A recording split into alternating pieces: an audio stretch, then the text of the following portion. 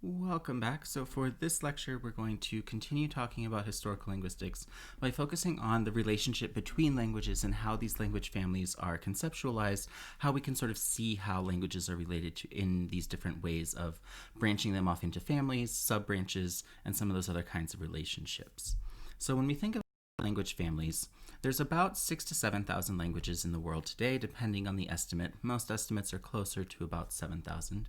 But within those languages, there's over 100 documented language families that we know of. Depending on the estimate that you're seeing, it's often closer to 120 to about 130 or so. And these language families are things that we've found that have historical relationships that are beyond coincidence. So thinking about those cognate sets and the comparative method, those are the ways that we were able to create the kinds of language family relationships that we have and that we know of today. But not all languages will necessarily fall into a family. There are several cases where we just don't know enough about a language, so it might not be spoken any longer, there might not be any written documentation of it, or a language is just seen as isolated. So there's languages like Basque that we have hundreds of years of records on. We know tons of stuff about the language, but there's just no indication that it's related in any way to any other existing languages. It's just by itself and very different than all of the other languages that it could come in contact with.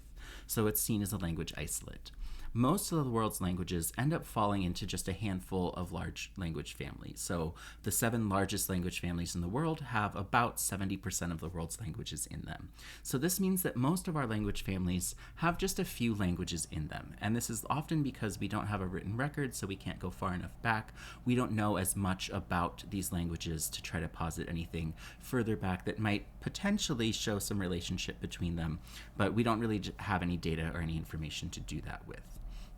And there is some discrepancy that can exist in defining what exactly makes a language family a language family. So some of the sources may have slightly different ways of classifying what makes a language family, because determining some of the relationships between languages may be different, or it may be a little bit more difficult to determine what qualifies as related enough to posit a family. So there are some linguists that might posit that we had a proto-language that's even beyond something like Proto-Indo-European, that there was maybe just one original language, but we don't really have any documentation. We don't really have any strong evidence to show how that is. So these are sort of theories that are proposed, but there's not really a way to know for sure for things that are that far back in time. So when we think about what historical development we do have and that we can talk about for language families, we can expect that a language that spreads out over time will end up evolving separately depending on where it's spoken. So as people migrate, as people move away from each other and bring their language with them, we can expect things to become more different and more distinct because different communities are going to make their own decisions about how the language will evolve.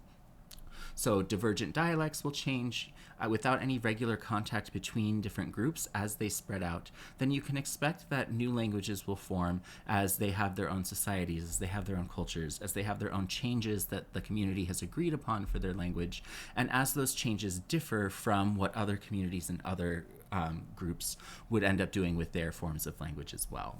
So we can see how Latin, for instance, led to languages like Italian and French and Spanish, and this happened after the collapse of the Roman Empire because the Roman Empire was initially keeping them all together. There was communication between these different areas that spoke these different forms of Latin, that spoke Latin in general. Once this collapsed and these were different cultures and different societies in different areas, they didn't have the same kind of interaction with each other. They didn't have the same kind of way to communicate across these groups. So their isolation and the length of time that they had apart from each other led to different changes in each of these languages to give us what we now have as these different separate languages.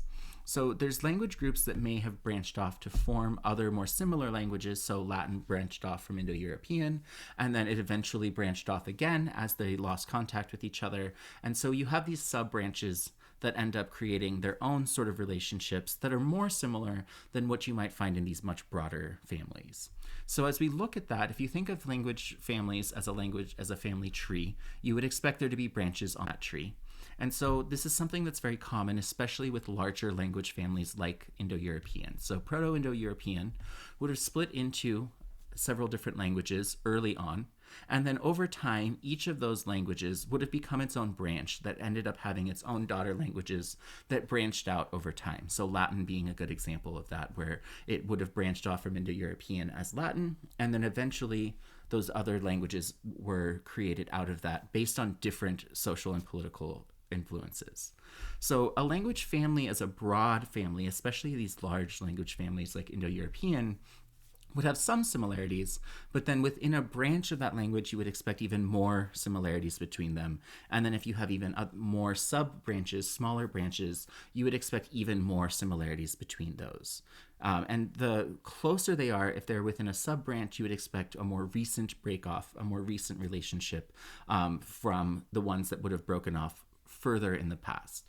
So languages within a branch would have probably diverged within about 1 to 2,000 years, whereas languages that are in different branches likely have had more than 2,000 years of distinction between them, where those branches would have been separate for a much longer period of time. So one way we can illustrate this and see this happening is just by looking at a single word. So when we're trying to find evidence that these branches exist, we'll want more than one word. But this will give you an illustration of how these branches can show more similarities to each other. So we'll look at the word for month in several different languages. And so in this chart, both of those columns are just different words for the word month. And so you'll notice that if you're looking through, you might notice some similarities, some differences. And so as you're going through that, you might be thinking, okay, well, which of the ones of these are Indo-European and which ones would not be Indo-European? And then once you've sort of seen some general similarities from the language family as a whole, you can then say, well, which of these are more likely to be in a similar branch versus maybe different branches because they have even more things in common with each other. So if we look through this, if we dive in deeper and start looking at what the names of these actual languages are, you can notice that the bolded ones that you see are all Indo-European ones. So all the way down, except for those bottom two rows, were all Indo-European languages. The other ones were languages like Arabic, Basque, Finnish, Turkish, which are all coming from different families, or in the case of Basque, it's not part of a family. And one of the ways that you could have seen this as somewhat similar as a family is that all the Indo-European ones start with an M, and there's similar sounds in some of the other ones as well, whereas the other ones have no even remote similarity to all of those other words. So the Arabic, the Basque, the Finnish, the Turkish, different amount of syllables, different sounds starting it, different sounds just in general, no similarity to those others that at least had some visual similarity to each other. And then if we want to get more specific and think about these different branches, we have a lot of different branches of Indo-European.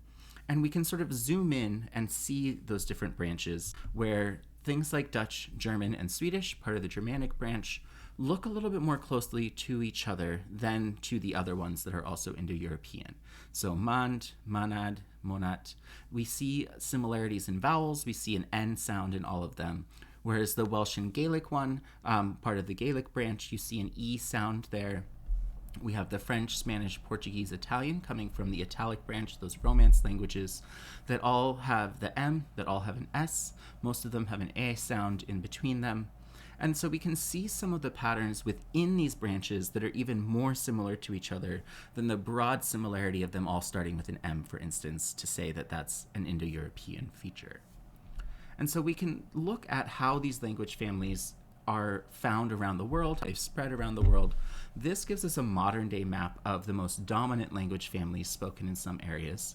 And what this does is create some problems with understanding the history of languages, because if you notice, there's the single color, that light greenish color, that's found throughout the globe, and that would be the Indo-European branch. And what you're noticing there is that this is the languages and the language family that's been most spread through colonization, through imperialism. So it looks like it's very, very widespread, and it looks like it's being spoken throughout the world, but if we think historically, it wasn't always the case. So this map is obscuring where language families would have originated, which language families would be dominant in these different regions, in ways that you wouldn't have if you were looking at the more historical reference of that. So we can zoom in on just looking at Europe. So we're focusing on Indo-European and it's specifically on English in this semester. You'll notice on the left map here that this shows the language families that are found in Europe. And so most of this is in one single color. You notice Indo-European as the predominant language family throughout most of Europe, but there's a few others as well. So the Finno-Ugric family, things like Finnish, Estonian, Hungarian, are a separate language family that aren't related to Indo-European. You see that little spot between Spain and France where Basque is spoken, and so that would be its own isolate. Turkish is a different one, also part of a different family. And then the map on the right, you don't have to see all the details of that, but you can see that the colors are instead branches of these different language families rather than just the language family. So you can see the green areas where there's German, Norwegian, Swedish, English, and then the pale yellow, which has the different Romance languages, French, Spanish, Romanian. And so a lot of times you see some proximity geographically, but not always. So Romanian isn't as geographically related to the other Romance languages. Hungarian is far away from languages like Finnish and Estonian. So they're not always next to each other, but they have historical similarities to each other that we can point to and that we can find in both the linguistic and in the sociopolitical examples. So if we dive into the Indo-European family tree, not all linguists will agree with you on how close each branch actually is to each other, and there's different ways of visually representing this as a result of this. There's different disagreements as to how relationships may have arisen, how they may have broken apart over time. We have some information about genetic relationships, we have some information about timeline through history of how languages would have been more similar before they would have broken off, but there's not always a clear picture because so many other things can play a role. So a lot of visualizations form a just general genetic relationship based on this sort of historical and hierarchical family tree, even though there's other ways to think about it. So we'll look at some examples of that. So the first one is a very simplified family tree of Indo-European, where you start with Proto-Indo-European, and then it just lists out in a row all of the different branches. And it gives them all equal space, it gives them all sort of equal location, and it doesn't really give you a lot of information about which branches might be slightly more closely related to each other. And it doesn't really give information about how those branches are themselves breaking out, other than listing a few example languages. So we can get a little bit more complicated, and we can start showing, again, about the same level for those different branches of Indo-European, but then within the branches, we see a little bit more specificity. So in the Germanic one, North Germanic is breaking off earlier, and that leads to Old Norse, languages like Norwegian and Icelandic. And then we have the West Germanic branch that has things like Anglo-Frisian, which is where English is located, Old Dutch, Old High German. And so we see different branches, and it gives a little bit more detail. Others might end up focusing on how related things are by when they would have broken off from each other. So this one gives a little bit more of a historical sense of relationship, where the first branch is on the left, you see just a two-way branch in all these distinctions that would suggest that Armenian and Greek split off separately much earlier than these other ones, and then a language like Albanian, and then languages like Hindi, and then languages like Russian and Latvian. And so you can kind of see the timeline that would suggest then that Romance languages and Germanic languages are a little bit more closely related to each other, and then those are a little bit more closely related to the Baltic languages, a little bit less related to things like Hindi, and so on and so on. And it can get really complicated. So we can end up with a tree like this, which you probably can't read, and that's fine. You don't need to see the details of it. But it just shows you how complicated some of these tree models can be, trying to list out each individual language, the red showing that they're not spoken anymore, the green showing that they are still spoken, some of the branches that are further down being more closely related because they broke off later in time. Lots of different ways that we can try to diagram relationships. And so you can see how this can lead to not having a clear consensus.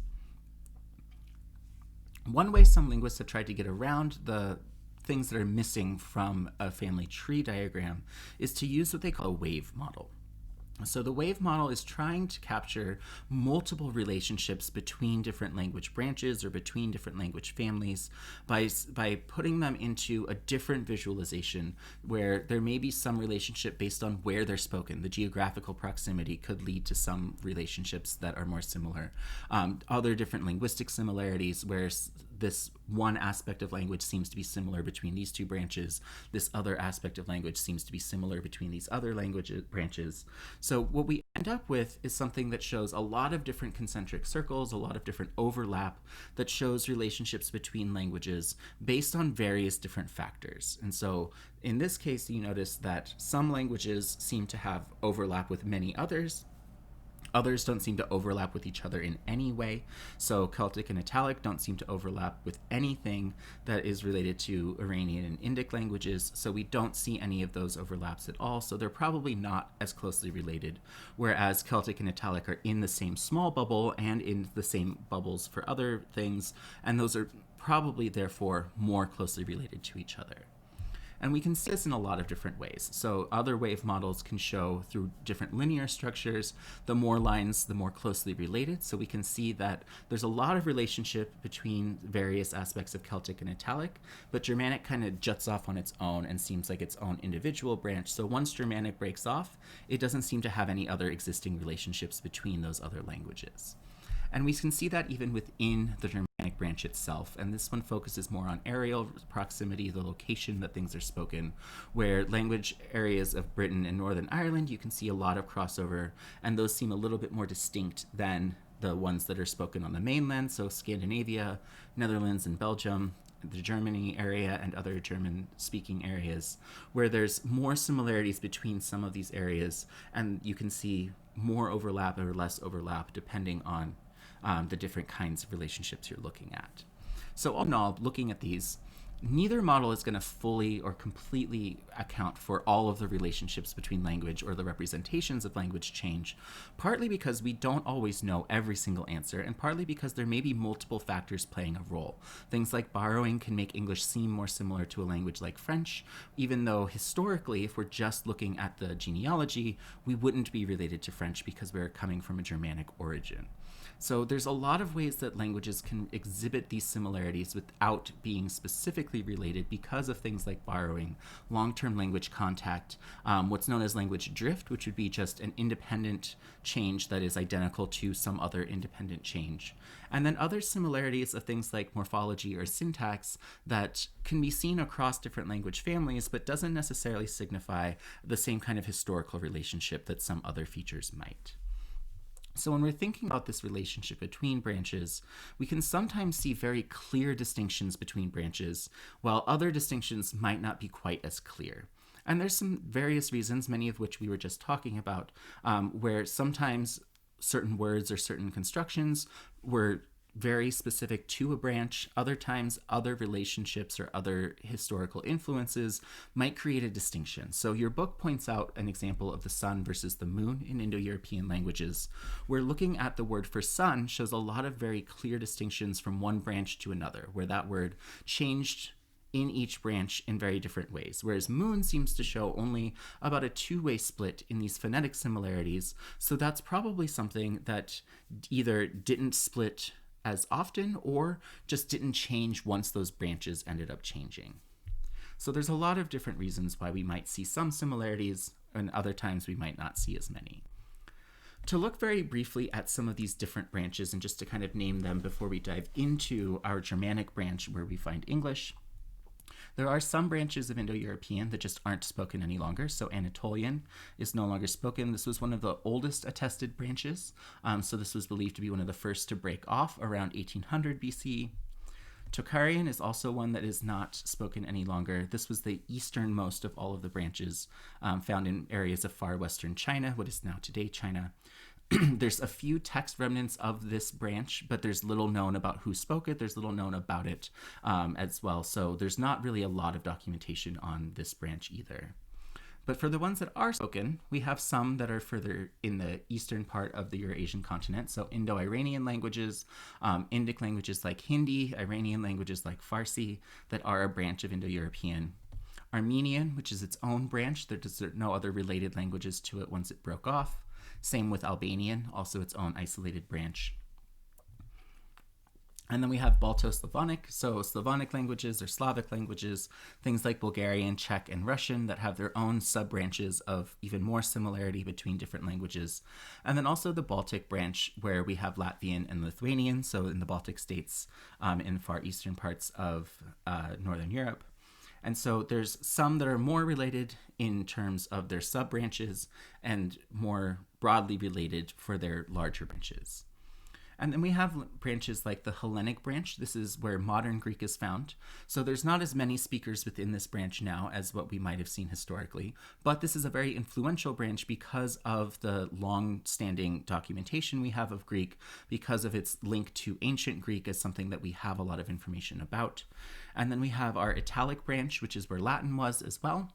So Latin led to Vulgar Latin, which led to our Romance languages, and we talked a little bit about how that broke up over time as well.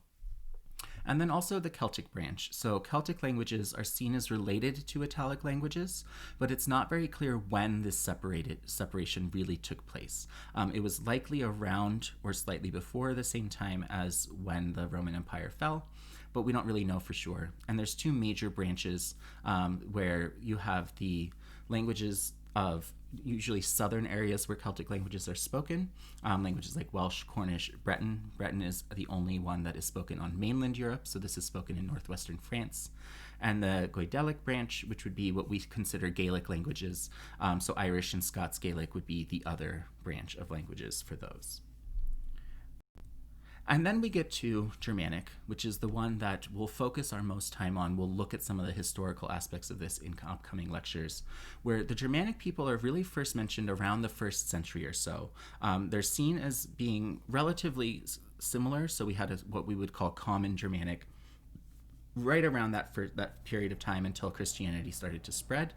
And then there were 3 branches that had sort of developed: the East, the West, and the North branches. The East branch, you may have noticed when we were looking at the trees, wasn't really mentioned, and this is because it's no longer spoken. Gothic was the only language that we know of in this branch. The last it was attested was around the 16th century or so, so we have some writings from Gothic, but we don't have any modern relatives, and it's no longer spoken by anyone. And then we have the North Germanic branch, which was seen as the first one to branch off from Germanic, from Common Germanic.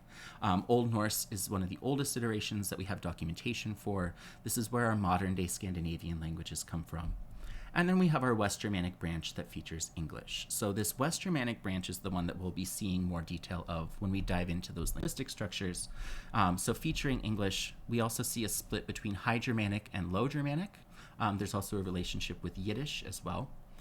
Low Germanic would be Old Saxon that became modern Low German, and then Low Franconian, which became what we now know as Dutch and Afrikaans.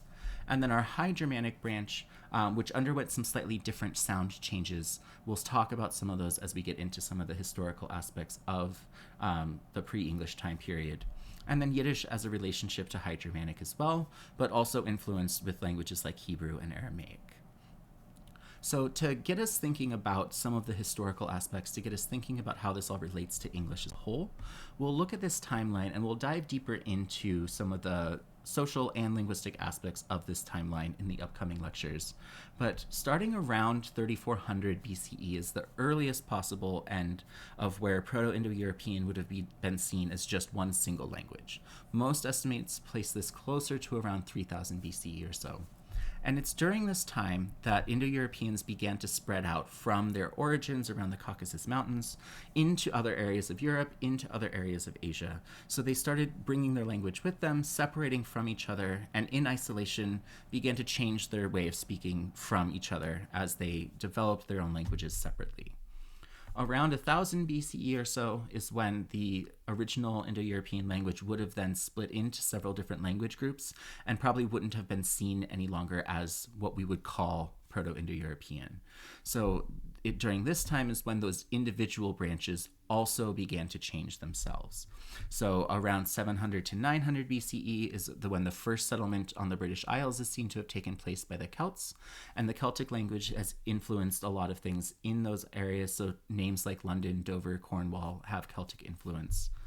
And then around 55 BCE is when the Romans first got to the British Isles. And so there was a period of time where Roman Romans had sort of occupied and taken over. And so even before English was there, we already have influence from Latin languages from the Roman occupation of Britannia. And it's there for several hundred years until around the 5th century, when the Romans finally leave the British Isles. This is around the collapse of the Roman Empire. And this allowed others to come in and take their place. So around 449 is when the Germanic tribes came over to the British Isles, defeated the Celts, sort of pushed them back to Ireland, into just the far reaches of the British Isles. And this is where we estimate the beginning of English. So this is where the other influences would have gone away, and those Germanic tribes would have come in, settled themselves separately from their origins and from these other language influences, and that would be the start of the English language. So we'll dive more into that timeline and examples of how that happened in upcoming lectures. But in the meantime, any questions, you should email me, schedule office hours. And as always, bring questions to class, and I'm happy to address them to everyone. If you have a question about material, it's likely other students will as well. So I encourage those questions as we begin our class.